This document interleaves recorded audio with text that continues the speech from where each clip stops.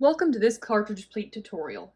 In this little video, I'm going to teach you how to do a cartridge pleat using a sampler piece of muslin and a small sampler panel we'll attach it to.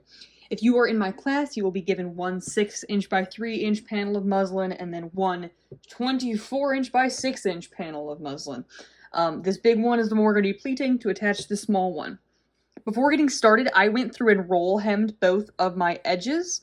That's because we need a finished edge for this one to work well. So go ahead, if you're working on this for my class, pause this video and go and apply a rolled hem to both of your pieces. You only need to do one side of the short one, but do both sides of the long one.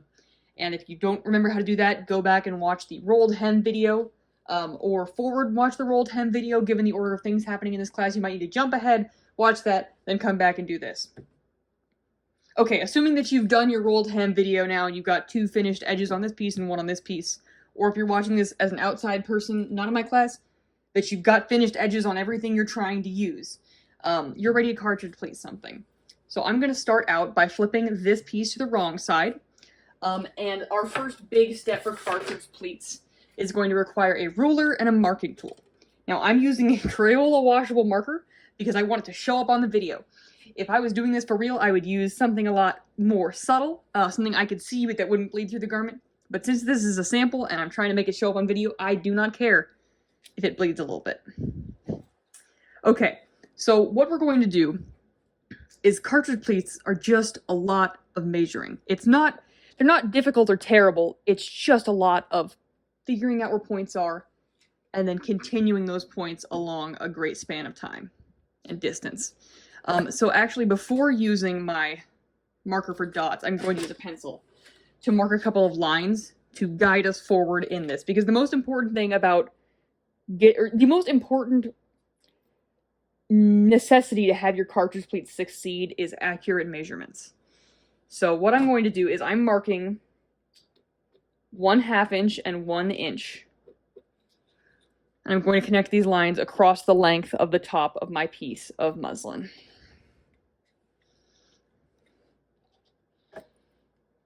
That is because we're going to go along and we're going to mark dots on these lines that indicate to us where we need to sew each of our stitches. Because we're doing cartridge pleats just like they would have done in ye old-fashioned days by hand. And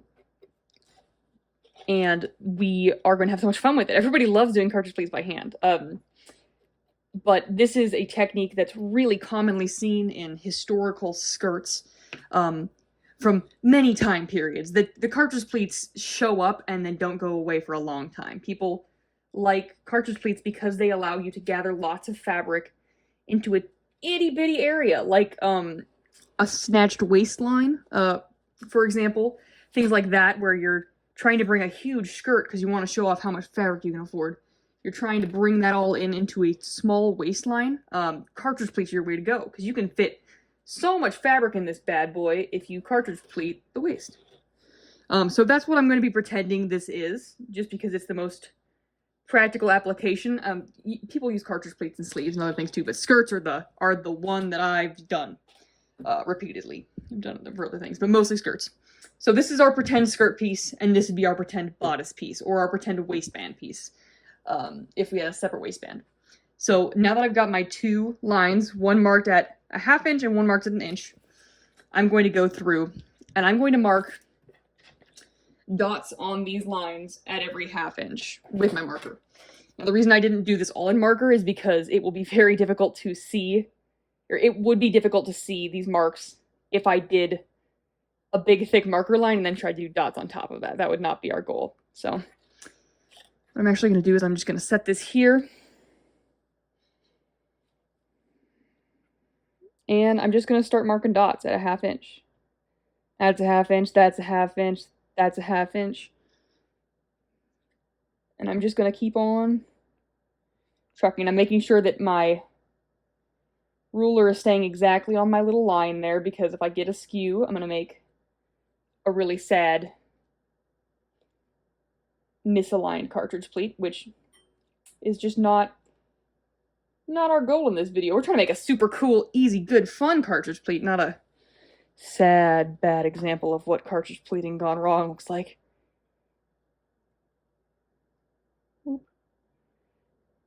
Now you could do these at different widths. I'm doing a 1/2 inch because it's easier to calculate and really good to see. 1/2 inch, 1/2 inch, 1/2 inch. And for my class, that's what I'm going to have everybody do. But if you are doing this on a garment that you are making, and if it's a pattern of your own design, you can decide how big you want your cartridge pleats or how small you want them to be. They just make different appearances depending on what size you use. Okay, that's one row. Now the important thing about the next row is that they've got to be in line with these. So I've got to make sure that I'm keeping these correctly aligned. So how I'm doing it is I'm having my ruler perpendicular to my fabric and I'm scooting along and hitting each of these points. Because if these aren't lined up, we're not going to get that beautiful cartridge pleat figure 8 that everybody craves. All them Elizabethan dames craving the figure 8 of the cartridge pleat. Rightfully so, it looks great. I want to just hit the ruler, I did not hit the fabric at all. Okay.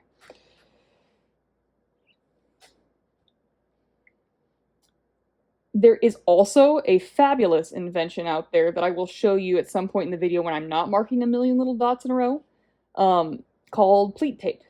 And pleat tape is a way that we accomplish cartridge pleats quite frequently in costuming, because it's so much faster than this. And what it is it's essentially doing the job we're doing, but through the power of a pre-made piece of tape that you stitch on to your fabric. And so you blind hem it on the bottom edge and then just regular stitch it on the top. And it will pleat your fabric at extremely regular intervals. And every time I've used cartridge pleating in a theatrical costume, that is what I've actually used.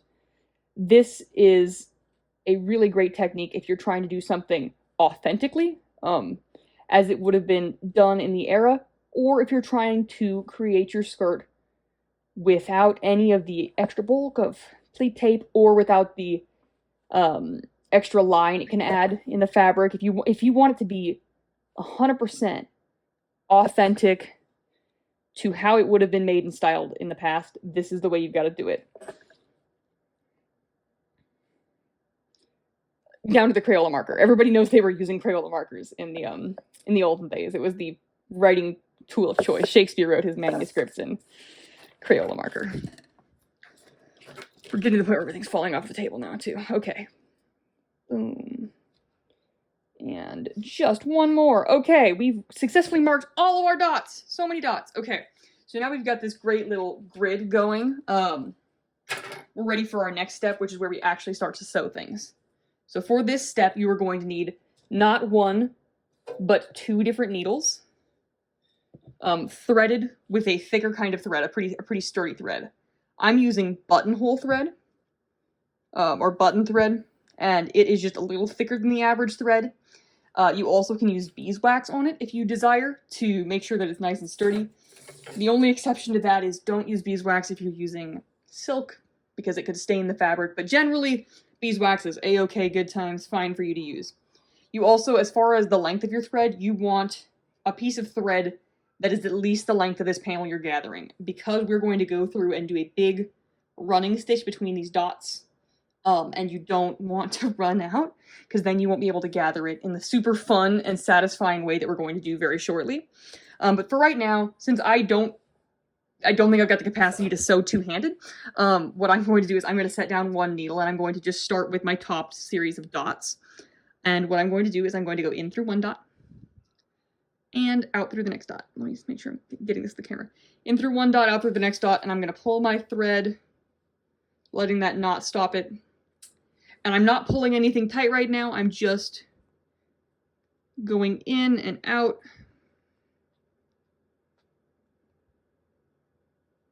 Of these dots. Very loose, relaxed thread. The pulling part comes later when we're actually ready to pleat and gather these things in. But I'm coming in and out between these dots. So I go down to one, and I come up through the next. I did start so that my knot would be on the wrong side of my fabric. That is important, especially if you're making this for a real garment. You don't want a knot peeking out and ruining the beautiful illusion of your cartridge pleated skirt. It's all about how stylish it looks, and if you got a little ugly knot there, you'll be laughed out of the ballroom. No one will want to dance with you. As I'm sure everybody watching this video is planning on using it to make a ridiculous gown for the ball so that they can attend. Okay. If you are feeling calm, cool, confident, and ready to skip ahead on this video, you are welcome to. Jump to the subtitle part that will say something to the effect of gathering the pleats, and I will show you the next step. You're going to do one full row of the top of this, and then you're going to use your second needle, not tying this off, not cutting anything. Use your second needle to sew through the dots, being sure to come in and out at the same direction. Actually, you know what? Skip to the title that says second row of stitching. That's what we'll do, one of those. But if you're finding it soothing to witness me sew through these dots, thank you for joining me on this journey. I could stop the video here and jump ahead, but I feel like if you're having a hard time understanding, watching me do it for a while is a good strategy. Also, just leaving my monologue on in the background while you do your own, I think really spices up the sewing time. I never can tell if people skip the videos when I tell them to, because obviously I'm not there watching it with you, so I don't know if you're jumping over this soliloquy of mine where I'm just, you know, pontiff. I guess it's all monologue though. It's all me talking to an imagined audience. It's not like there was someone there witnessing the first half of this video where I did cartridge pleats.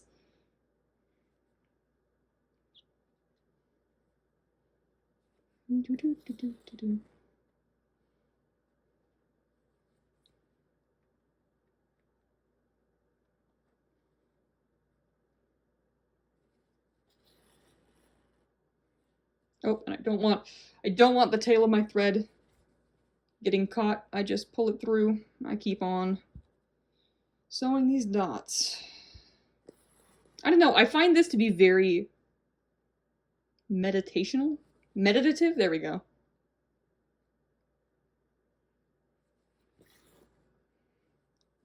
Another strategy you can do if you are really sewing through a pile of fabric is you can also, instead of a knot at the end, you can tie your thread to a bead. Because you know the bead's not going to get pulled through the fabric on accident. And I like doing that. I didn't have any beads here. I would have gone for the fun little bead at the end method. But I'm trying to make this as accessible to possible as people at home who don't necessarily have beads. And also, I don't have beads at home, so I can't expect of you what I do not have myself. Beads? In this economy? Who do you think we are?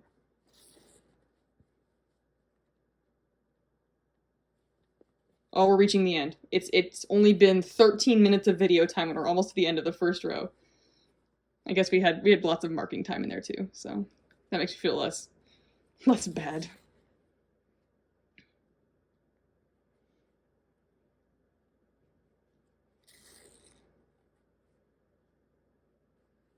Okay, once I reach this end here, I'm going to pull my thread all the way through off my needle, but I'm not going to tie anything yet. I'm just going to leave this long end hanging here, because that will give us something to hold on to in a minute when we pull and gather things. But first, we've got to gather the second row of stitches. So I'm going to put a subtitle here that says, gather the second row of stitches. And what we're going to do is we're doing the exact same thing we did before. The only thing you've got to be careful of is you want your ups and downs to match on this second row. So we started out by going down through the first hole on that first row. That's why my knot's there. So we're doing that exact same thing on this one. And we're going to come up through this one, because if you swapped it so that your running stitch had the thread emerging in opposing places, it's not going to pleat it the way you want it to. It will not give us the shape. So we're being sure to match those up. And once I get the stitch done, I will show you exactly what that looks like. What it looks like is that you need to have the thread peeking out at the same places. So this one doesn't have thread peeking out, this one does. This one will, this one won't. That's the main thing I wanted to tell you about the second row of stitches, is that you've got to make sure that they are correctly coming in and out of the same spots, because when we pull this, that is what's going to make the figure 8 pleats. Is the matched in and out. If you had it swapped, it would make something that looked not at all like a cartridge pleat. I think it could still gather it, but it wouldn't look like the desired effect. It would make things really lumpy and really strange. And, you know, I would encourage you to try it, but not for class and not on anything you care about. Just see who was right about this. Figure out if they were right, or if you've in fact invented a super cool new sewing technique. And if that's the case, I feel like I should get at least partial credit for inspiration. 1 cent of every dollar you make will be sent to me forever, because I know you'll make tons of money off of this new, fresh hand sewing technique that's so easy to monetize. The idea of sewing is so easy to sell. So again, if you're feeling good, cool, calm, and collected about this, you can skip ahead now to the one where it says gathering your pleats, because I'm just going to continue sewing this row as the same as I did with the last one. But again, I'm gonna video this in case it's helping anyone.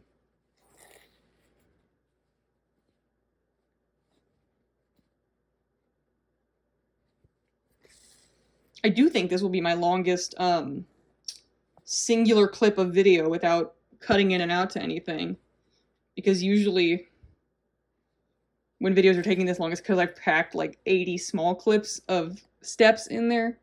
This is one where I don't have to go to the sewing machine, and I don't have to get my ironing stuff out. I'm just hand sewing the whole time.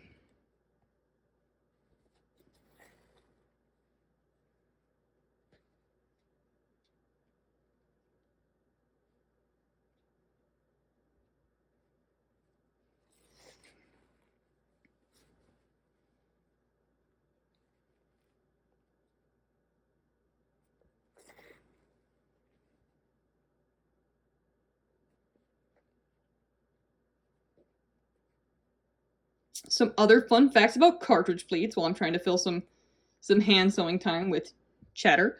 Cartridge pleats, like I said, are mostly used in skirts, sometimes used in sleeves, but the other fun thing that they are used for all the time is neck ruffs. The big fancy neck ruffs you see in Elizabethan, like Shakespearean period costumes. When you think of Shakespeare, you might be picturing him with a big silly collar on. And that silly collar almost certainly would be made with cartridge pleats if it were on him in real life. The cartridge pleats give that little up and down ruffle that I've been calling a figure 8 that is integral to the construction of a ruff. So if you wanted to make a ruff, you could do this exact same thing. I have done this exact same thing. The big difference is instead of using it on soft, pliable fabric, you would do it on rigid, horsehair is what I used. Yes, it's not actually horsehair, but it is called horsehair fabric.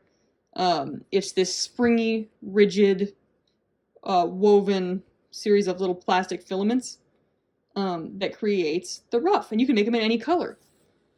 And they're not difficult to make, but there is a certain level of wrestling with springy plastic that doesn't want to be cartridge plated.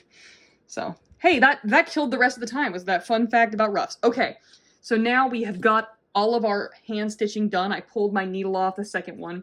We are going to need it in a minute, but not yet. So now I'm ready to gather my pleats.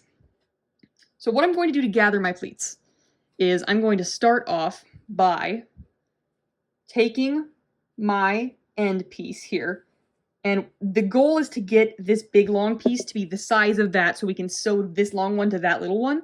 But as you can see right now, there's way too much fabric to fit that little thing. So we gotta gather the pleats. And how we're going to do that is we are going to tie these two strings together,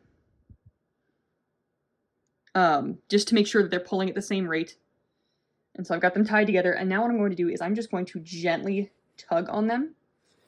And more than pulling the strings, I'm guiding the fabric along the threads and watching as it gathers. And as you can see, the threads because we did that alternating shape between them, they are pulling the fabric together into these beautiful, even little pleats.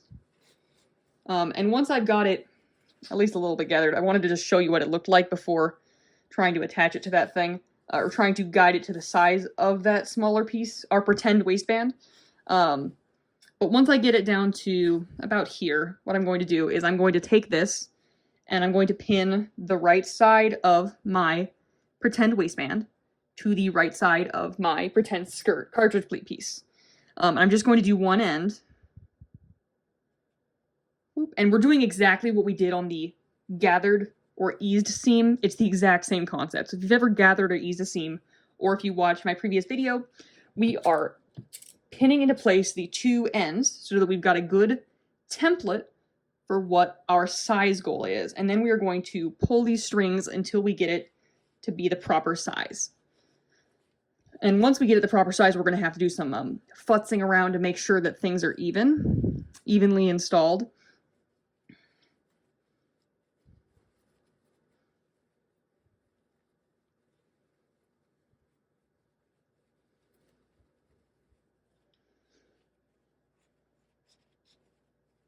Because as you can see right now, this part is wanting to lay a little wonky, and we want it all laying flat.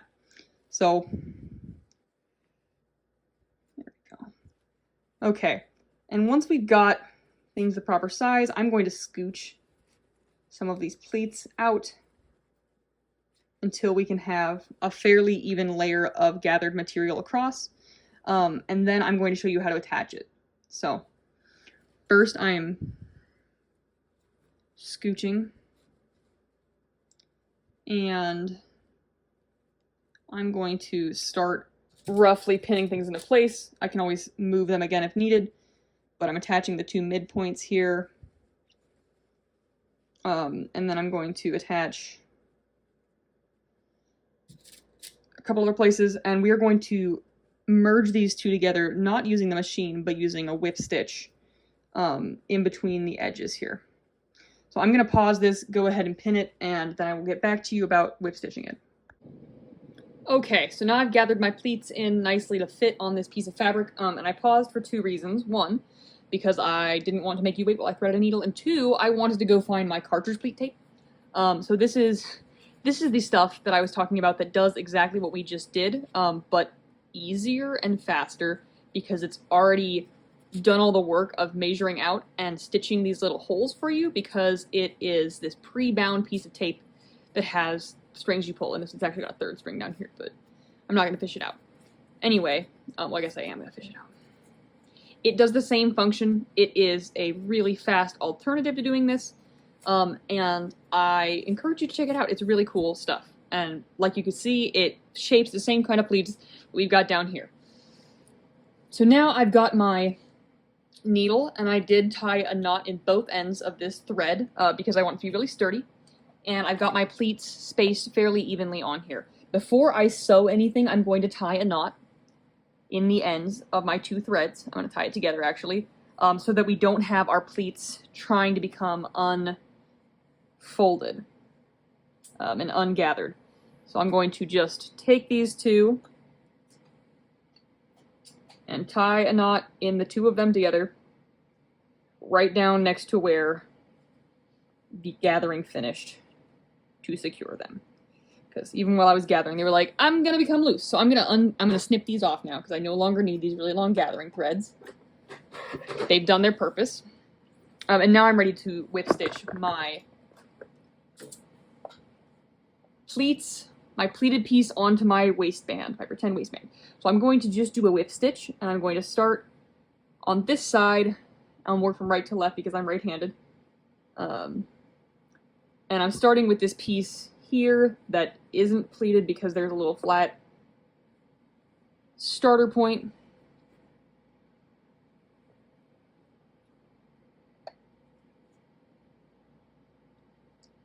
And right now, the real reason why all of your edges need to be finished is so that when you're doing this whip stitch, it's not fraying into the fabric and making everything to a big mess. This is the step why everything had to be finished, but you can't exactly do a rolled hem once you've done a cartridge pleat, because it's all too bumpy. So now what I'm going to do is I'm going to do a special kind of whip stitch that we use when we're securing cartridge pleats, and that is where it goes into the little interior dip of each pleat. Wow, this thread is just not digging me today.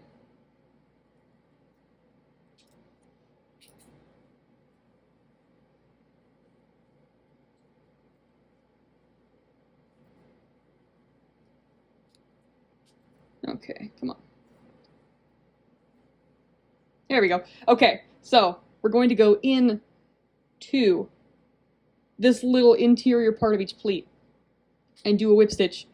But I also like to secure my whip stitches by doing what's technically called a blanket stitch or a locked whip stitch.